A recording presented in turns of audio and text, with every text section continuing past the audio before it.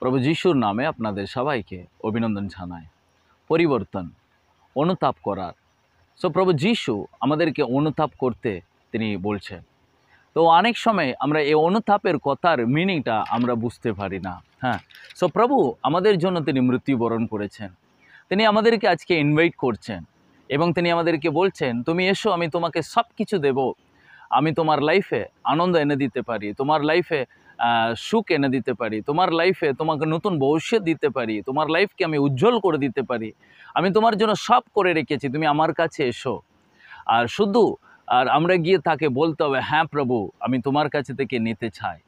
আমি নিজে থেকে এটা করতে পারি না, কিন্তু প্রভু প্রথমে তিনি আমাদের কাছে চান আমরা যেন তাকে বলি, হ্যাঁ প্রভু, ইয়েস। তো হ্যাঁ এর কথাটা অনেক সময় আমরা বলতে পারি না। তো ওটাই হচ্ছে অনুতাপ করার। প্রভু যিশু বলেছেন, আমি মৃত্যুবরণ করেছি, তুমি কি বিশ্বাস করো আমি তোমার জন্য মরেছি? আমরা হ্যাঁ বলতে পারি না। তো এটা যদি বলতে গেলে একটা একটা ছেলে আর মেয়ের মধ্যে একটা বিয়ের সম্পর্ক করার মতো। তো ছেলে বিয়ে করতে রাজি এবং ছেলে মেয়েকে বলল যে আমি তোমাকে বিয়ে করব। আর কিন্তু মেয়ে বলতে পারে, হ্যাঁ আমিও রাজি, আমি তোমাকে বিয়ে করব, কিন্তু এখন নাই, আর 2 মাসের পরে। বা মেয়ে বলতে পারে, তুমি রাজি কিন্তু আমি রাজি নাই। তো আর বা ছেলেকে বলেছে, ঠিক আছে আমি তোমাকে বিয়ে করব, কিন্তু আমার জন্য তুমি 5 বছর অপেক্ষা করতে হবে। ঠিক সেইভাবেই প্রভু আমাদেরকে সব কিছু দিয়েছেন, আমি সব দেব, কিন্তু আমাদেরকে বলতে হবে, হ্যাঁ প্রভু, আমি নিতে রাজি, আমি তোমার সঙ্গে সম্পর্ক করতে রাজি। কারণ প্রিয়, ঈশ্বরের সঙ্গে সৌভাগিত করারই আর পিতার যিশুকে পাঠাবার মূল উদ্দেশ্য। ঈশ্বরের সঙ্গে একটা সম্পর্ক তৈরি করার জন্যই প্রভু যিশু পৃথিবীতে নেমে এলেন।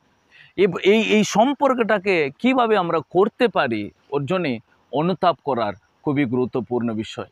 কারণ প্রকাশিত বাক্য অধ্যায় 3 সেখানে 20 পদে প্রভু যিশু এইভাবে লেখা আছে যে, দেখো আমি দুয়ারে দাঁড়িয়ে করাঘাত করছি, যে আমার ডাক শুনে দুয়ার খুলে দেয়, আমি ভিতরে তার কাছে যাব, তার সঙ্গে পানাহার করব, সেও আমার সঙ্গে পানাহার করবে। হ্যাঁ প্রিয়, প্রভু বলছেন, আমি দুয়ারে দাঁড়িয়ে আছি, হৃদয়ের দুয়ারে দাঁড়িয়ে আছি এবং আমি করাঘাত করছি, তুমি যদি আমার ডাক শোনো।